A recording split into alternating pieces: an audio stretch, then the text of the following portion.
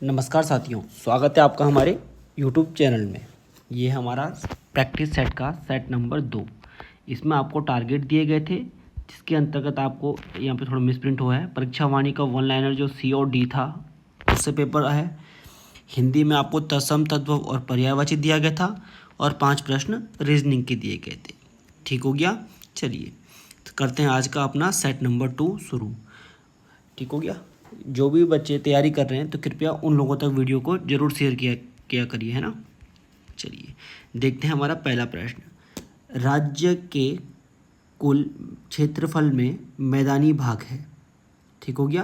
तो राज्य का जो हमारा कुल क्षेत्रफल है उसमें अगर बात की जाए मैदानी भाग की कर रहे हैं तो मैदानी भाग कितना हो जाएगा, तो आपका 13.93% यहाँ पर आंसर हो जाएगा। ठीक हो गया। छोटा प्रश्न है, परीक्षा वाणी का प्रश्न रहेंगे यहाँ पर, और आपने देखना इस टाइप के प्रश्न काफ़ी ज़्यादा मात्रा में हमारे पास आते भी हैं। ठीक हो गया। चलिए अगला प्रश्न हमारे पास है, उत्तर प्रदेश से सीमा साझा करने वाले जिलों की संख्या है।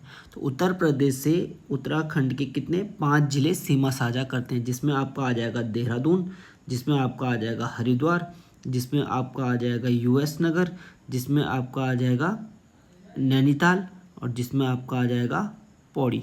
इसमें क्या होता है आपका, ये 5 जिले सीमा लगाते हैं।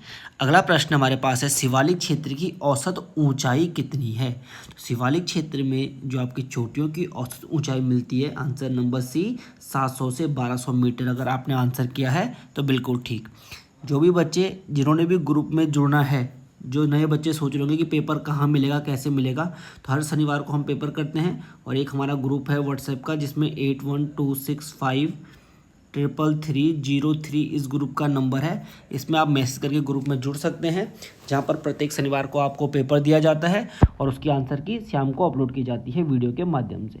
आप लोग जो भी बच्चे हैं वो कमेंट जरूर करेंगे भाई कि हमारे नंबर कितने आ रहे हैं। अगला हमारे पास चौथा प्रश्न, कोटा दून स्थित है। तो कोटा दून जो आपका है ये कहाँ पर स्थित है, नैनीताल में। ठीक है, कंफ्यूज नहीं होना। पौड़ी में कौन सा पड़ता है, पौड़ी में भी आपका पड़ता है कोठारी दून और चौखंभा दून। कौन सा, चौखंभा, ये दोनों आपका पौड़ी में पड़ जाते हैं। ठीक है। अगला पांचवा प्रश्न है, राज्य में सर्वाधिक शीतकालीन वर्षा होती है। ध्यान से पढ़ना है, सर्वाधिक शीतकालीन वर्षा बोल रहा है, कहीं टिहरी मत कर देना। टिहरी के नरेंद्र नगर में वर्षा ऋतु में सर्वाधिक वर्षा होती है, लेकिन शीतकाल में पूछ रहा है। तो शीतकाल में जो सर्वाधिक वर्षा होती है वो कहाँ पर होती है, सी पौड़ी में। ठीक हो गया। सबसे ज़्यादा वर्षा होती है शीतकालीन में पौड़ी में, उसके बाद टिहरी में, उसके बाद अल्मोड़ा में। ठीक। चलिए अगला हमारे पास प्रश्न नंबर 6, बंदरपूंछ पर्वत चोटी की ऊंचाई है। तो बंदरपूंछ पर्वत चोटी की ऊंचाई कितनी है, 6315 मीटर। 7756 तो आप लोगों को पता है किसकी है, नंदा देवी की है। ठीक हो गया। चलिए ठीक, 6672 पता होगी आप लोगों को, गंगोत्री की हो जाएगी ये वाली, ये किसकी हो जाएगी, गंगोत्री की। प्रश्न नंबर 7 हमारे पास रहता है, लमलंग दर्रा स्थित है। तो कहाँ पर पड़ जाएगा, चमोली, और ये आपका स्थित है चमोली और तिब्बत के मध्य। लंगलंग हो गया, सलसल हो गया, भ्यूंडार, कोई, तुंजुन, सारे चमोली तिब्बत के बीच पड़ते हैं। प्रश्न नंबर 8 है, पिंडर घाटी का अंतिम गांव है। तो पिंडर घाटी का जो अंतिम गांव हमारे पास पड़ता है वो कौन सा पड़ जाता है, खाती गांव। ठीक हो गया। गंगी आपका भिलंग घाटी का अंतिम गांव है। ठीक हो गया। गूंजी आपका काली नदी घाटी का अंतिम गांव हो जाएगा। बम्पा आपका पश्चिम धौलीगंगा का अंतिम गांव हो जाता है। ठीक है। अगला आता है हमारा, निम्न में से कौन सा नगर गौला नदी के तट पर नहीं है। हल्द्वानी है, लाल कुआं भी है और आपका किच्छा भी है। तो आंसर क्या हो जाएगा, खैरना नहीं है। खैरना जो आपका है ये किस पे, कोसी नदी के तट पर स्थित जगह है। ठीक। प्रश्न नंबर 10, किस ताल में निकासी हेतु 5 सुरंग बनाई गई हैं। सही आंसर हो जाएगा आपका सी, तड़ाक ताल। तड़ाक ताल कहाँ पर है आपका, अल्मोड़ा में। यहाँ पर 5 सुरंग बनाई गई हैं। ठीक हो गया। नल दमयंती अगर किसी ने किया है तो गलत हो जाएगा। नल दमयंती क्या है, 5 कोनों वाला ताल है। थोड़ा सा ध्यान रखने वाली बात यहाँ पर ये रहती है, नल दमयंती क्या रहता है, 5 कोनों वाला। प्रश्न नंबर 11 देखेंगे हम लोग, राज्य में सर्वाधिक झीलों वाला जिला है। सर्वाधिक झीलें कहाँ पर है, चमोली में है। ठीक हो गया। सर्वाधिक झीलों वाला जिला चमोली, नैनीताल मत कर देना आंसर। 12वां प्रश्न है, निम्न में से कौन सा कुंड चमोली में स्थित नहीं है? सूर्य कुंड तो है, नारद भी है, शांडिल्य भी है। देव कुंड आपका कहाँ पर है? देव कुंड आपका उत्तरकाशी में स्थित हो जाएगा भाई, ठीक हो गया। और यहीं पर अगर देवी कुंड होता तब आपका क्या हो जाता? बागेश्वर हो जाता, ठीक है। देवी बागेश्वर में, देव उत्तरकाशी में। अगला प्रश्न है, सीता कुंड स्थित है? तो सीता कुंड स्थित है आपका बी चंपावत, बी चंपावत सही आंसर रहेगा। प्रश्न नंबर 14 हो जाएगा, राज्य जल दिवस मनाया जाता है? तो राज्य में जो जल दिवस है ये मनाया जाता है आपका 25 मई को, और इसकी शुरुआत हुई थी 2017 से मनाना शुरू किया गया था। 25 मई को ही जन्म हुआ था श्रीदेव सुमन का, और 25 जुलाई को मृत्यु हुई थी श्रीदेव सुमन की। इस दिन को वृक्षारोपण दिवस के रूप में मनाया जाता है, ठीक। अगला 15वां प्रश्न है, सप्त सामुद्रिक स्रोत में स्थित नदी नहीं है? सप्त सामुद्रिक स्रोत में आपका स्थित नदी कौन सी नहीं है? तो ये पिंडर तो है, धौली गंगा भी आ जाती है, साथ में बात करें अगर अलकनंदा की तो ये भी आ जाती है, यमुना नदी नहीं आती है, ठीक हो गया। इसमें आपका नंदाकिनी आ जाएगी, मंदाकिनी आ जाएगी, ठीक, भागीरथी आ जाएगी।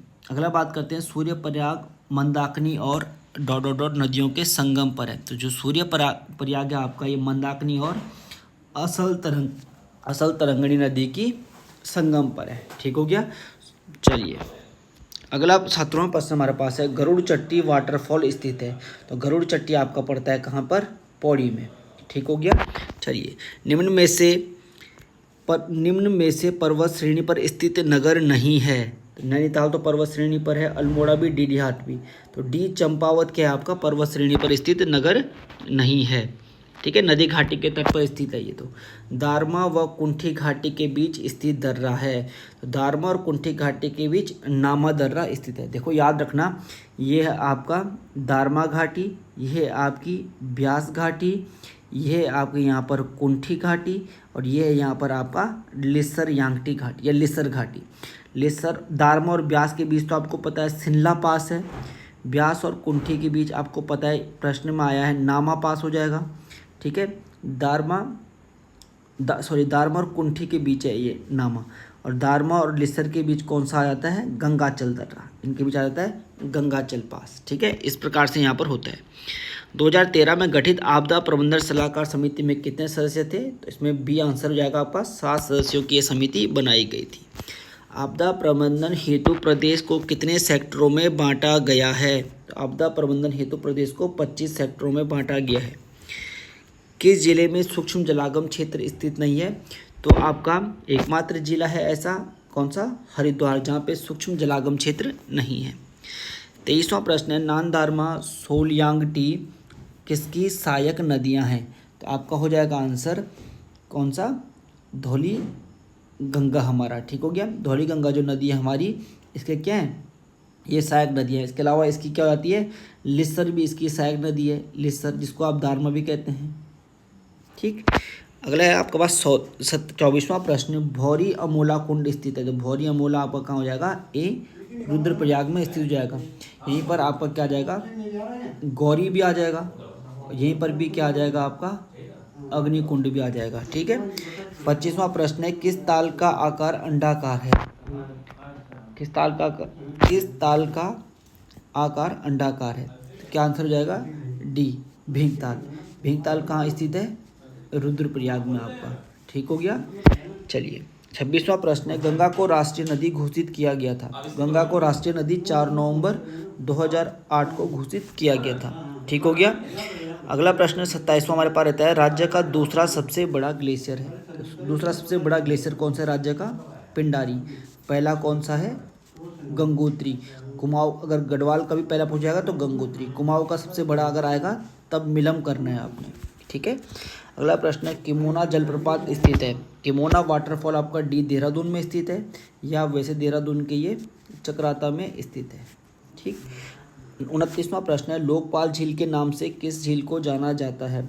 तो लोकपाल झील के नाम से जाना जाता है हेमकुंड झील को, ठीक है। कोलीढेक झील स्थित है? तो कोलीढेक आपका कहाँ पर स्थित है?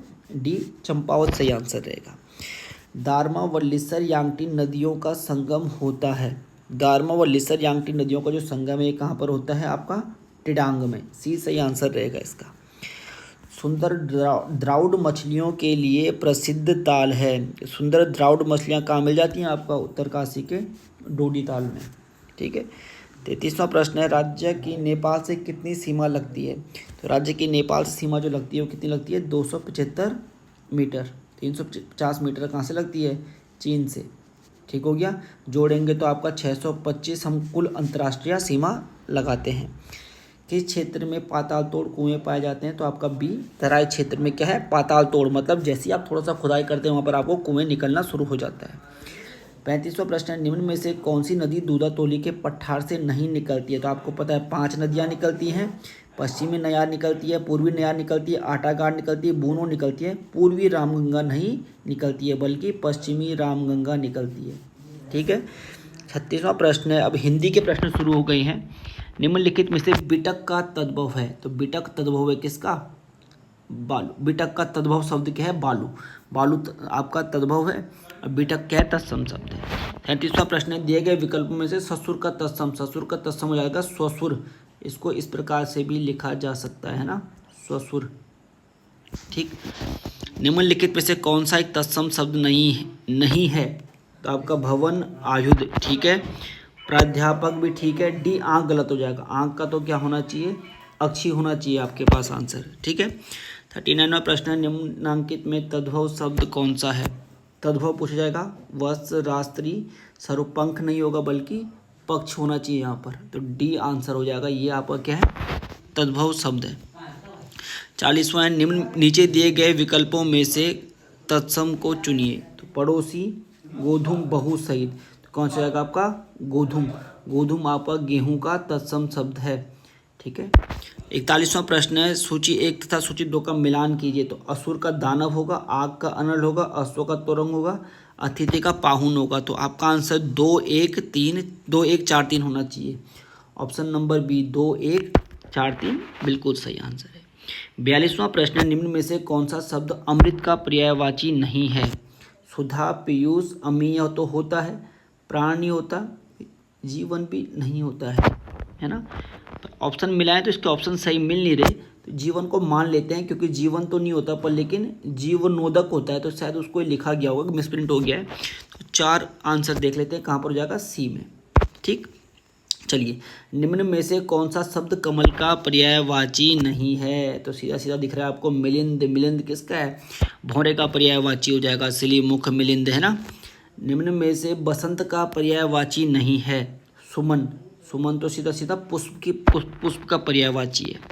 45वां, निम्न में से किस शब्द में अर्जुन के पर्यायवाची नहीं है? पहले में देखो सीधा सुरेश। सुरेश तो इंद्र का हो गया।